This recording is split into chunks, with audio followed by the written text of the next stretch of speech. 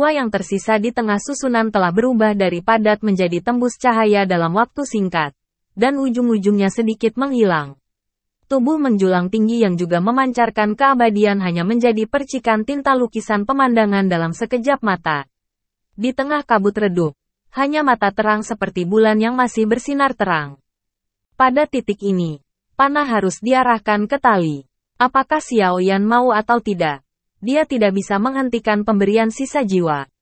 Xiao Yan terbangun. Diam-diam menyeka air mata dari sudut matanya. Dan penjahat jiwa itu menggambar 9 di udara. Membungkuk 10 derajat. Lalu regangkan tangan Anda perlahan ke samping. Buka hati Anda. Menunggu tanpa pamrih untuk langkah selanjutnya dari sisa jiwa.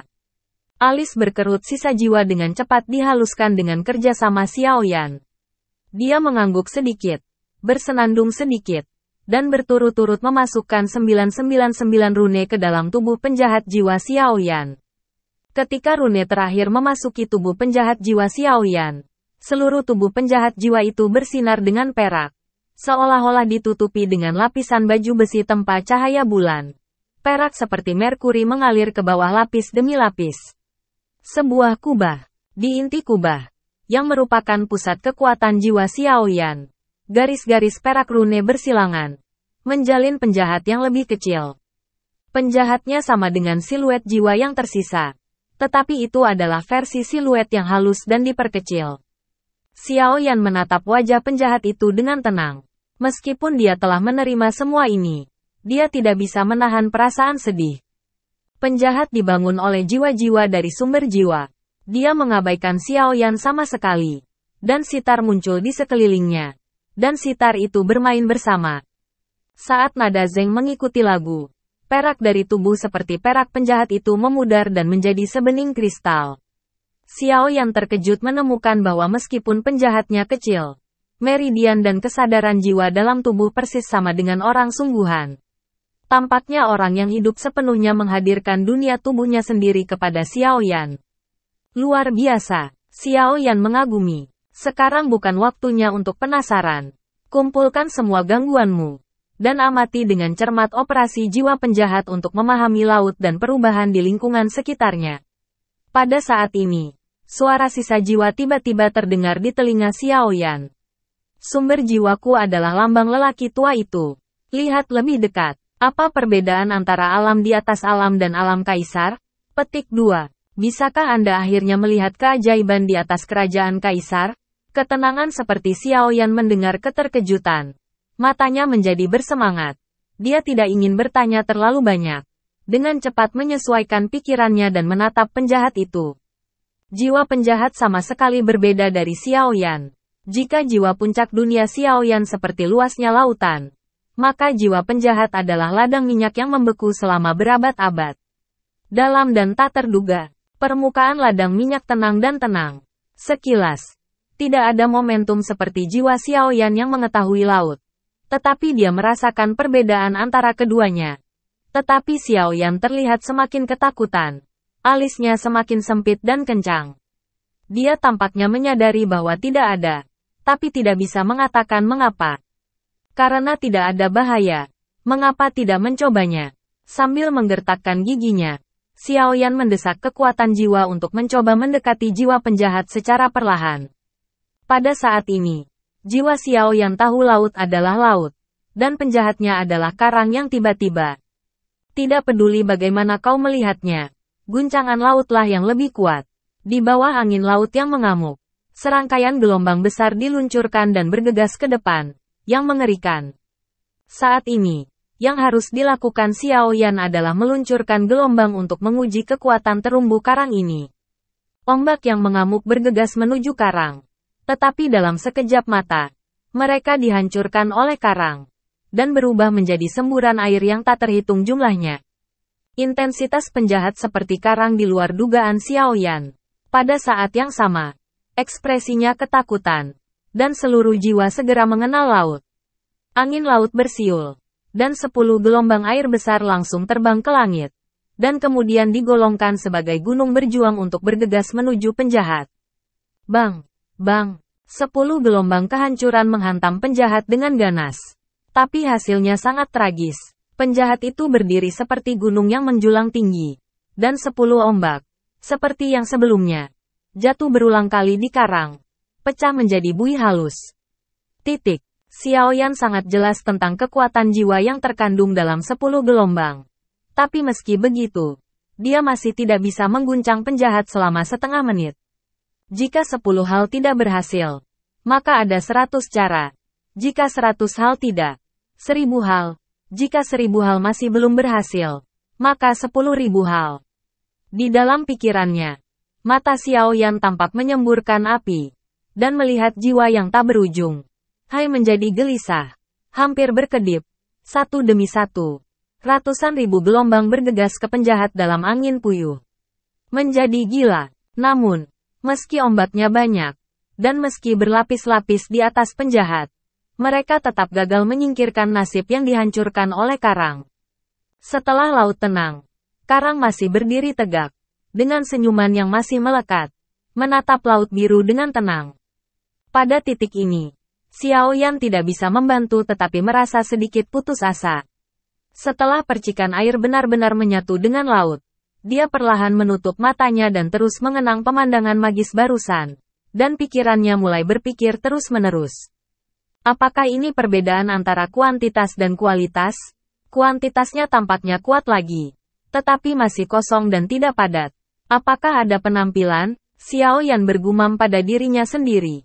Kamu mengerti bahwa ini adalah perubahan dari dua alam. Ketika kamu mencapai alam di atas alam kekaisaran, kekuatan jiwa dikompresi tanpa henti dan menjadi setengah padat. Meskipun tampaknya jauh dari kejutan tanpa akhir, udara di ruangan juga mungkin tidak dapat memampatkan semangkuk air.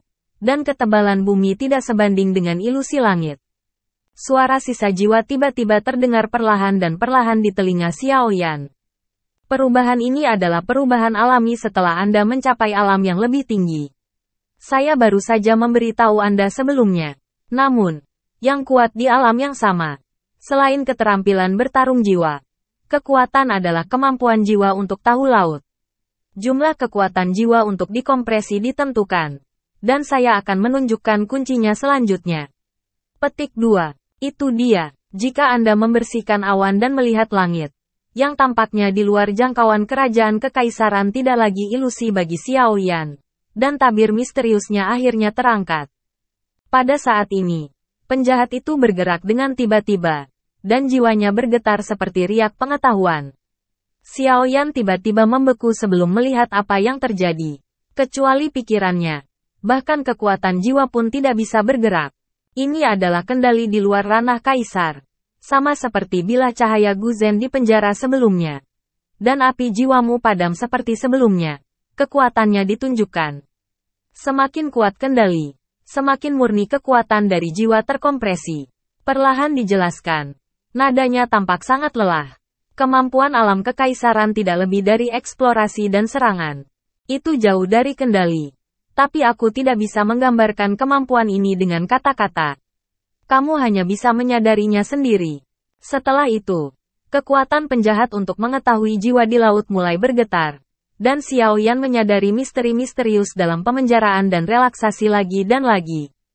Ternyata semakin kuat kontrolnya, semakin murni kekuatan jiwa yang terkompresi.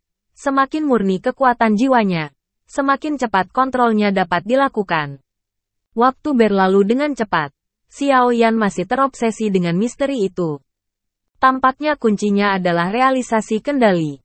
Kendali adalah jenderal. Kekuatan jiwa adalah prajurit. Aku sedikit mengerti. Mata Xiaoyan sedikit menyipit. Senyum muncul di sudut mulutnya. Dan kesadaran muncul di hatinya. Rasa pengertian ini seperti pohon muda yang ditanam di hutan belantara yang tandus. Meski masih muda, namun dengan kuncupnya, ada harapan untuk tumbuh menjadi pohon yang menjulang tinggi. Tabir alam di atas alam kekaisaran semakin terungkap dengan upaya terbaik penjahat. Tetapi pada saat yang sama, kata-kata dari sisa jiwa semakin berkurang, dan jarak antara setiap ucapan semakin lama. Kelelahan di tengah semakin kuat. Meskipun Xiaoyan sangat tersentuh oleh ini, dia tahu bahwa dia tidak dapat mengubah apapun. Hanya dengan memahami sebanyak mungkin dia dapat hidup sesuai dengan karunia jiwa senior yang tak tertandingi. Apa itu kontrol? Bagaimana cara mengontrol? Ini telah menjadi masalah yang paling mendesak untuk dipikirkan oleh Xiao Yan. Meskipun penjahat melakukan yang terbaik untuk menunjukkan, meskipun kecepatan presentasinya tidak tahu berapa banyak yang sengaja diperlambat, masih sulit untuk memahami esensi dari keadaan Xiao Yan saat ini.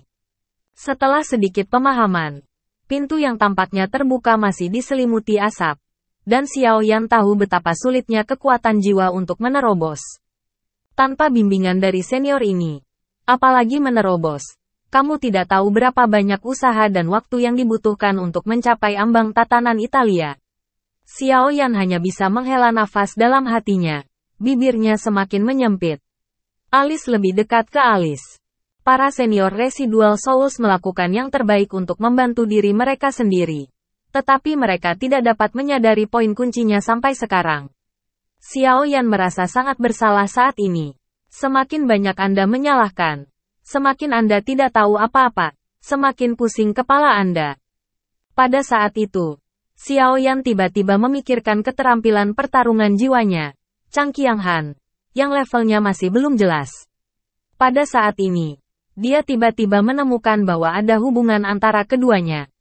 Sangat mirip. Apakah ini kebetulan? Atau apakah teknik pertarungan jiwa ini awalnya adalah teknik bertarung di atas alam kekaisaran? Xiao Yan kaget, merasa agak kering di mulutnya. Mengibaskan beberapa pemikiran yang tidak berarti, Xiao Yan mulai berpikir dengan hati-hati. Dengan bantuan Chang Han, untuk mewujudkan misteri kendali, apakah Anda akan lebih cepat menyentuh ambang alam pikiran? Memikirkan hal ini, Xiao Yan langsung bersemangat. Saat menonton demonstrasi penjahat, dia tenggelam dalam deduksi Chang Qianghan. Keduanya secara bertahap memperluas titik persimpangan dari awal dua garis paralel yang tidak mengganggu dalam pengetahuan Xiao Yan tentang laut. Yang pertama sederhana, lalu yang kedua dan ketiga segera muncul. Banyak, alis Xiao Yan, yang seharusnya berdekatan, akhirnya terentang. Tepat ketika Xiao Yan memusatkan semua perhatiannya pada hal ini, jiwanya, yang telah sangat penuh, diam-diam mulai terkompresi. Meskipun perubahan ini sangat tidak signifikan, namun berjalan perlahan dan tegas. Seiring berjalannya waktu, penjahat menjadi semakin redup, dan tubuh sisa jiwa transparan seperti cahaya di udara. Meski begitu, mata Kensol yang masih cerah masih memperhatikan Xiao Yan yang menuruti pemahaman, dan dia tersenyum secara bertahap. Tidak sulit untuk melihat dari senyumnya yang seperti angin musim semi. Saya sangat puas. Keuletan yang baik. Pemahaman yang luar biasa. Pemahaman pria ini sangat bagus. Dan tidak butuh banyak usaha. Jiwa yang tersisa bergumam. Melihat kertas kosong yang akan menghilang di udara lagi. Wajahnya terangkat dengan ekspresi harapan. Tuan, murid-muridku akan segera mencarimu. Waktu untuk fokus pada satu hal selalu berlalu dengan cepat. Saat Xiao Yan membuka matanya, penjahat itu sudah lama pergi. Meskipun ombak di laut masih bergelombang, namun tidak terlalu terburu-buru dan lebih sedikit. Ombak yang kokoh dan berkilau berkedip-kedip, laut dalam tenang. Dan ada semacam martabat seperti ladang minyak. Melihat permukaan laut jauh lebih rendah dari sebelumnya, dan merasakan beberapa perubahan kualitatif di laut, Xiao Yan tahu bahwa dia akhirnya mengambil langkah kecil menuju ranah tatanan Italia. Meski jauh dari ranah tatanan Italia yang sebenarnya. Tapi dia sudah melihat pintu yang menjulang di kejauhan. Dan dia yakin suatu hari dia akan masuk ke pintu itu. Terima kasih, senior. Xiao Yan mendongak untungnya dengan terima kasih. Saat ini, jika Anda tidak melihat lebih dekat, sisa jiwa di depan Anda hampir menyatu dengan langit di belakang. Dan ilusi akan segera menghilang. Rasa sedih yang kuat langsung muncul dari hati Xiao Yan, dan air matanya jernih. Tak terbantahkan mengalir dari matanya. Yang kuat tidak perlu air mata. Sisa jiwa memandang Xiao Yan dengan tenang, tetapi juga memiliki jejak kesedihan dan ketekunan. Kamu bisa mengerti banyak. Itu benar-benar di luar dugaanku. Jauh lebih kuat daripada aku dulu. Semua yang aku lakukan bermanfaat. Aku telah sendirian selama bertahun-tahun di dunia ini, dan suamiku lelah. Itu adalah yang terbaik dari lelaki tua itu. Lega untuk pergi. Anda pasti sedih. Pria itu berdarah tanpa air mata. Jangan berikan orang tua itu di saat-saat terakhir ini. Buat kesan ibu mertua. Petik 2. Mendengarkan kata-kata dari sisa jiwa. Xiaoyan menghentikan air matanya dan memaksakan senyum di wajahnya. Senyum itu, dengan sedikit kesedihan dan sedikit kesedihan, lebih dari itu, adalah rasa terima kasih yang tak ada habisnya. Betul, Anda tidak punya banyak waktu. Jika Anda memiliki pertanyaan tentang kultivasi, kamu bisa bertanya padaku. Dengan gelombang besar sisa jiwa, sepertinya membuang semua emosi dari hatinya, dan sepertinya ingin menjadi Xiaoyan. Untuk mengulur waktu, mengangguk dan tidak berbicara, Xiaoyan langsung menuju teknik pertarungan jiwa, Chang Qionghan. Saat ini, bahasa apapun pucat. Namun, karena kesedihan yang terkubur jauh di dalam hatinya, hal ini membuat Chang Qionghan yang ditampilkan oleh Xiaoyan luar biasa bermartabat, bahkan berat. Alasan mengapa dia memilih Chang Qionghan adalah karena Xiaoyan adalah yang paling bingung dari semua keterampilan bertarung. Dan pendahulu Residual Soul juga merupakan jiwa yang paling kuat. Mungkin dia bisa membantu dirinya sendiri untuk memecahkan kebingungan tentang Chang Qionghan. Teknik pertarungan jiwa ini disebut Chang Qionghan. Sejauh ini saya tidak tahu tingkatannya. Saya hanya membaginya menjadi 4 alam kegembiraan, kemarahan, kesedihan dan kegembiraan berdasarkan pemahaman saya tentangnya. Xiaoyan menjelaskan. Tapi aku selalu merasakan pertempuran ini. Tampaknya ada ruang tak terbatas untuk peningkatan keterampilan. Tetapi apa yang aku miliki tidak lebih dari bulu. Sisa jiwa tidak berbicara. Sejak saat Xiaoyan mengirim Cold Sky Cold, wajahnya penuh keterkejutan. Hanya setengah saat sebelum dia kembali kepada Tuhan. Menatap Xiaoyan dalam-dalam dan menghela nafas. Aku tidak menyangka kamu bisa melakukan keterampilan bertarung ini. Itu di luar dugaanku. Senior, Xiaoyan melihat bahwa sisa jiwa memiliki ekspresi yang tidak normal. Dan dia tidak bisa menahan pingsan di dalam hatinya. Dia tidak tahu bagaimana senior yang telah mengolah benda menakjubkan ini membuat pernyataan ini. Atau apa yang ingin dia katakan. Kamu tidak perlu gugup. Nada sisa jiwa sangat lembut. Dan dia sangat puas dengan penampilan Xiaoyan. Dalam kondisimu saat ini, kamu benar-benar dapat mengerahkan kekuatan dari skill bertarung ini. Tapi kata-kata selanjutnya dari sisa jiwa segera membuat hati Xiaoyan tenang. Apakah kamu tahu bahwa ini seharusnya bukan keterampilan bertarung yang dimiliki Kaisar? Xiaoyan mengagumi visi sisa jiwa.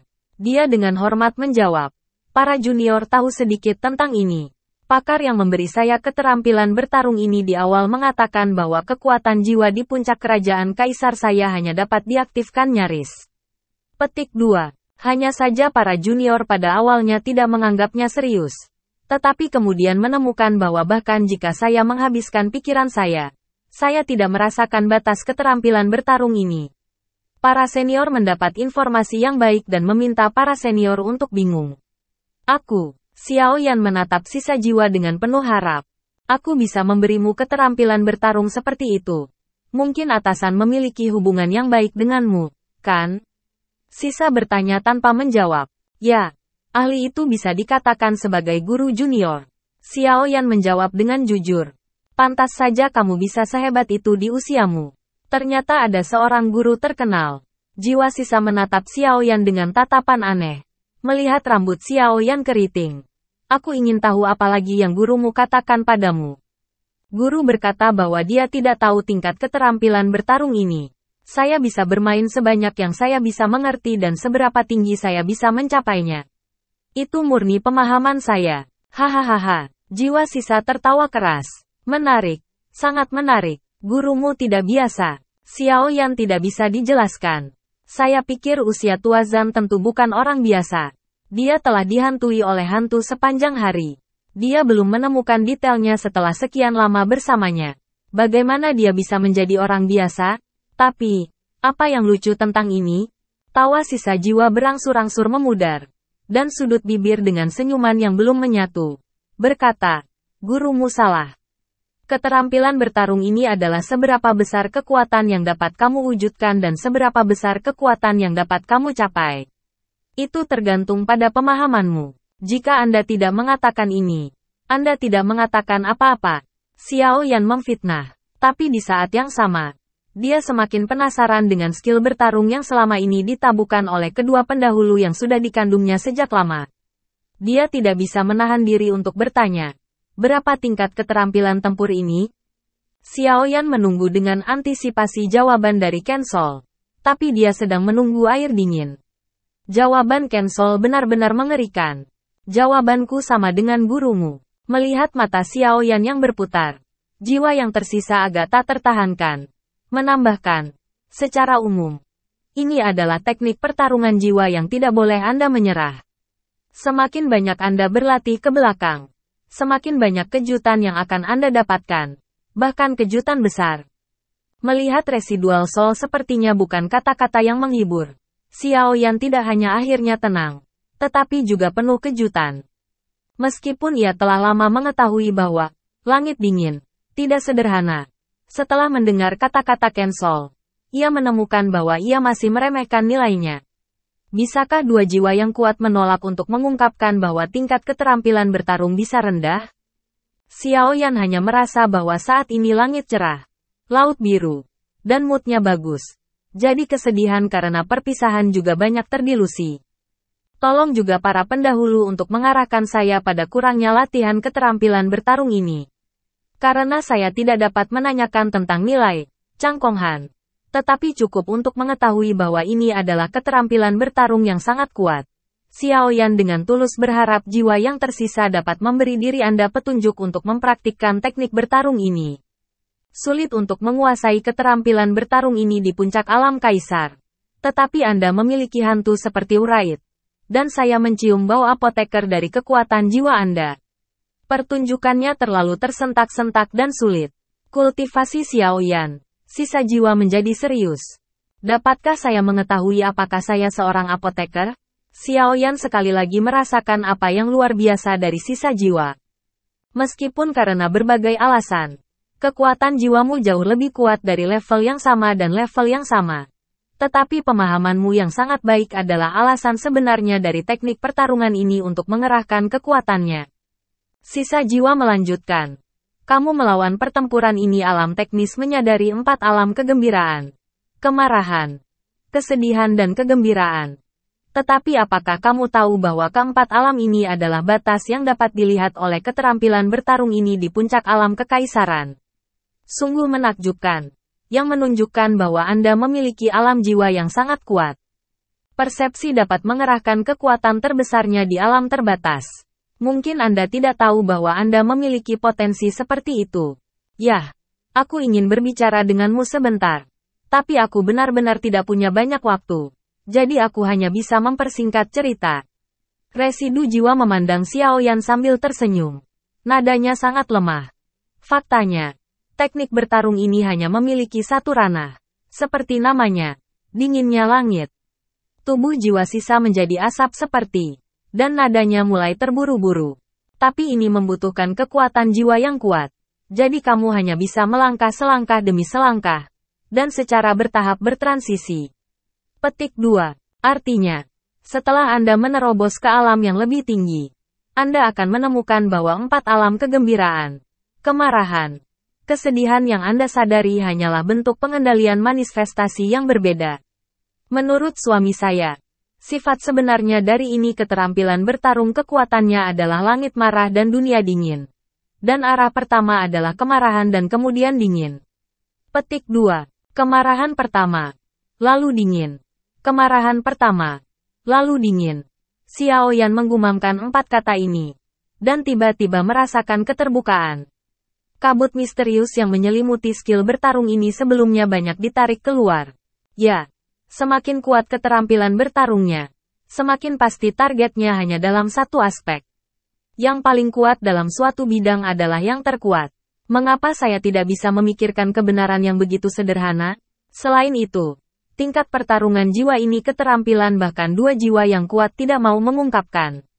Tingkat tinggi tidak terbayangkan. Keterampilan bertarung tingkat tinggi seperti itu harus seperti yang dikatakan pendahulu dari sisa jiwa. Tidak peduli berapa banyak bentuk yang mereka miliki. Mereka pada akhirnya akan mengembalikan sungai ke laut kompleksitas sederhana. Kesatuan. Memikirkan tentang Chang Qianghan. Sebelumnya, itu cukup bagus. Wajah Xiao Yan sedikit merah. Namun, Xiao Yan masih ragu. Dia tidak dapat menahan diri untuk bertanya.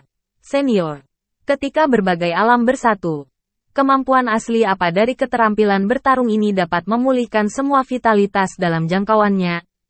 Kemampuan, Chang Qianghan, ini selalu menjadi yang paling dibanggakan di hati Xiao Yan. Bahkan Xiao Yan juga berfantasi bahwa ia dapat membangkitkan kembali rekan satu timnya yang diselimuti keterampilan bertarung setelah kekuatan jiwanya ditingkatkan ke level yang lebih tinggi. Kemampuan untuk melawan langit. Hahaha. Apakah kamu berbicara tentang bunga dan tanaman di area yang dicakup oleh skill bertarung? Hun Han tertawa dan tertawa liar. Apakah menurutmu karena bunga dan tanaman yang layu dapat dipulihkan, selama kekuatan jiwa cukup kuat?